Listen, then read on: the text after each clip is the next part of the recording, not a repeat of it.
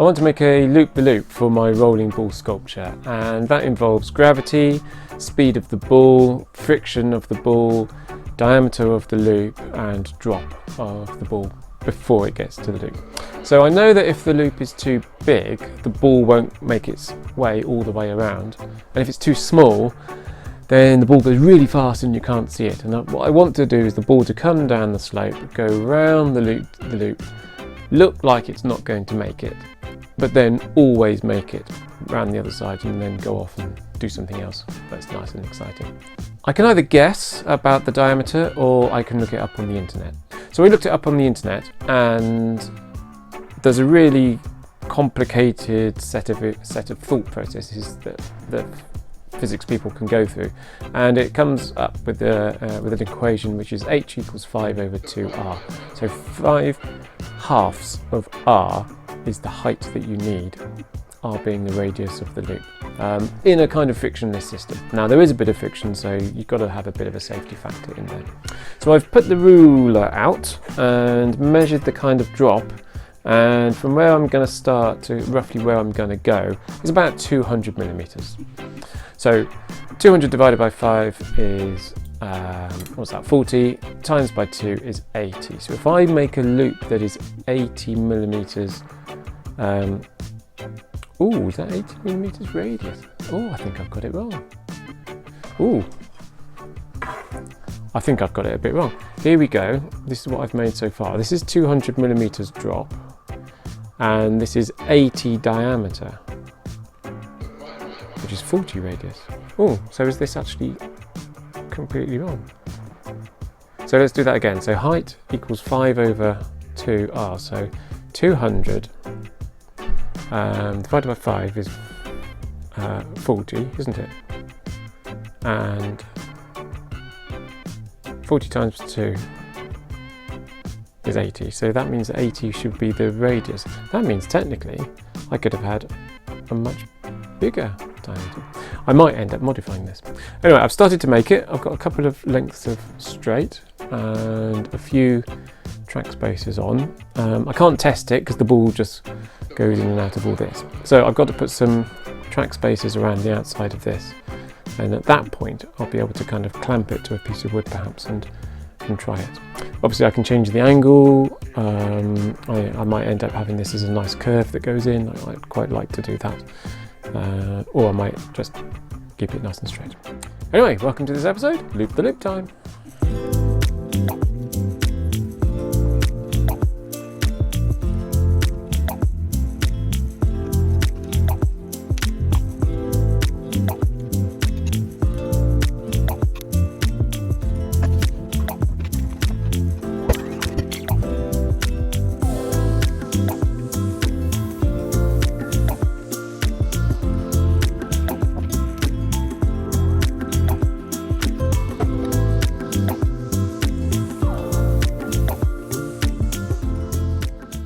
Got it set up, and I've got a drop of almost 200, and I've got a radius, well, first of all I've got a diameter of about 80, so I've got a radius of 40, so that should go around really easily according to my maths. But when I drop the ball from 200, it only gets to about here. I don't know why. So if I revert back to what I think it should be, I now think that that's too big, so I'm going to code it up a bit smaller until it gets round. The other alternative is I extend this up here and make this track longer until it does go round. But my constraint is basically the height of the track over there. I can't extend up and up and up because I can't make the ball go any higher, so I'm pretty much constrained at 200 high, which means the thing that I can adjust, the only thing I can adjust, is the radius and the diameter. I've got a slightly smaller diameter, down to about 70, still got 200 high. Let's give that one a go. Oh, better. around to about here, I think. Maybe 1 o'clock or 2 o'clock.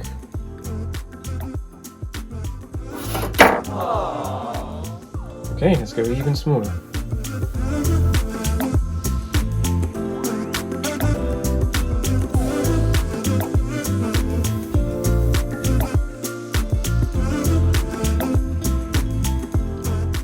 What have we got this time? It's not very good looking at the look, but it's about 65. Drop of just under 200. Oh, I think that was good. Let's do it again. Yes, it's coming off because it's actually going through the tracks.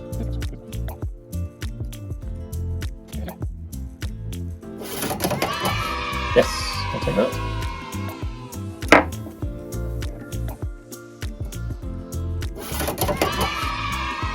It's not going very fast when it comes out the bottom, and obviously this will need to extend out and come much lower, you know, in on a steep curve, round and out on a not very steep curve.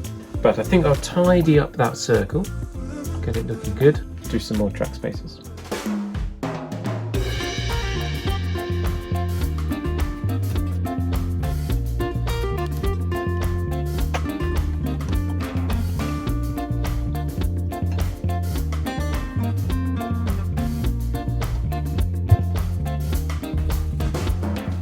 I've done a load of spaces all the way around, and the bottom spaces are joined together, so that gives a lot of stability left and right. The outshoot is now pretty level and the balls will come nicely up here. So here we go for the final test before it goes on the sculpture. Okay, let's get that on. Now it's looking even more complicated up here, so I've got another couple of temporary bars in place. And I've got a vertical support. This one I've made out of 3mm tube just to make it slightly more stronger than the rest, because that's going to take all the sideways movement out of the sculpture. So I reckon I can just about fit the loop-the-loop in here. Obviously it's just resting on wood and clamps at the moment, and it's on a nice angle, and it comes down and it misses this back bit of wood. I've also got it so that the moving link arm mechanism just misses it in all directions, including just down here. So let's give that a go.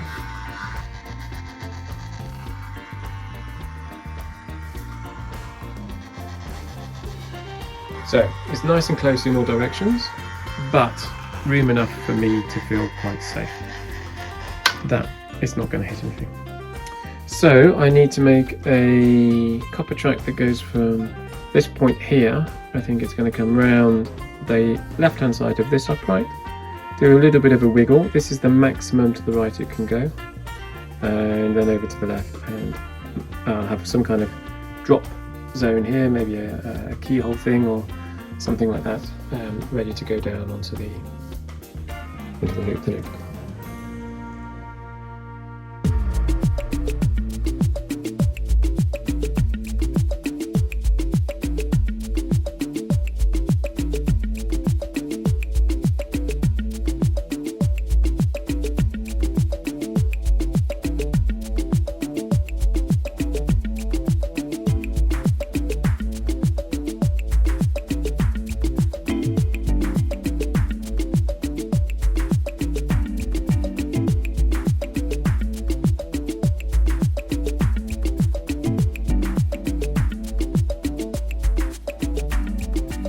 I've made another little wiggly worm, and this looks really good, and there's a little keyhole at the end that the ball will fall through, and this will sit up on here and rest in that kind of position.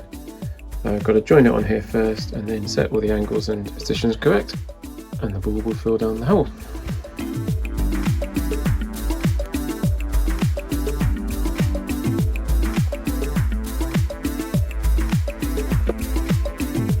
Here you can see I've joined the track at the top, and I've put a couple of my vertical supports in to keep this element nice and strong and supported. I'm going to put another one of these on here going to this support, and that'll hold this end up. Then I've got to join the keyhole bit onto the downhill track, and that will make the balls go down the right place, which is obviously needed. And then down here I've got to work out exactly how to support the bottom of the loop. It will either go straight into the base with a vertical support, or it'll come off this vertical one here, this vertical piece of wood here, and support in there.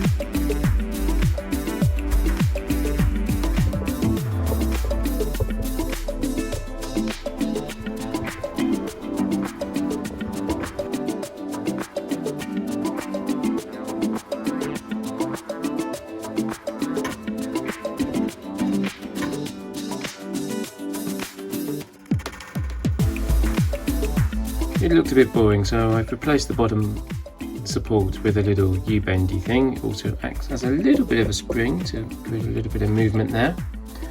And the top is all attached. I've now got a little spacer in here which supports everything, and the top of this is attached over there.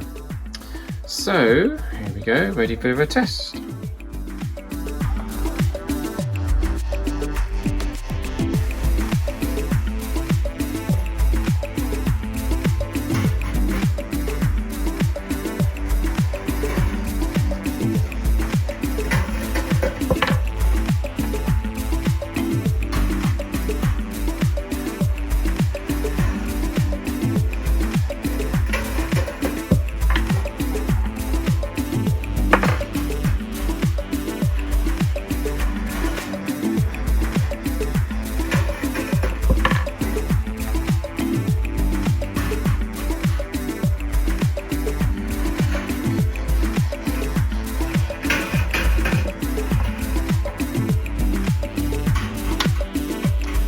Now, thinking back about the whole project, there's no way that maths was right. I mean, there's got to be so much friction on this for the diameter to be as small as it needs to be for the drop I've got. So 200mm drop, I've ended up with a diameter of about 60 or 50 or so. So, you know, it's half of what it said on the internet. So don't believe everything you see on the internet.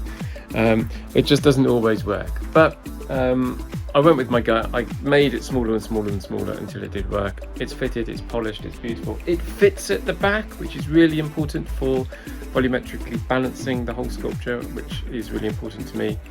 And it's coming along, another element done. Tune in next week for the next episode. I will do something with the bottom of this, and maybe it will end up being joined over here. To be honest, I've not really planned it, but it's where I expect it will go next. And then after that I'll have to deal with this one here, but that's for way in the future after I've done the next one. So thank you so much for watching. Please subscribe, like, comment and share. Email me, check out Etsy where I am selling my old one, and do whatever you want. Really nice to hear from you all when you do contact me, so that's really nice. See you next time. Thank you. Bye.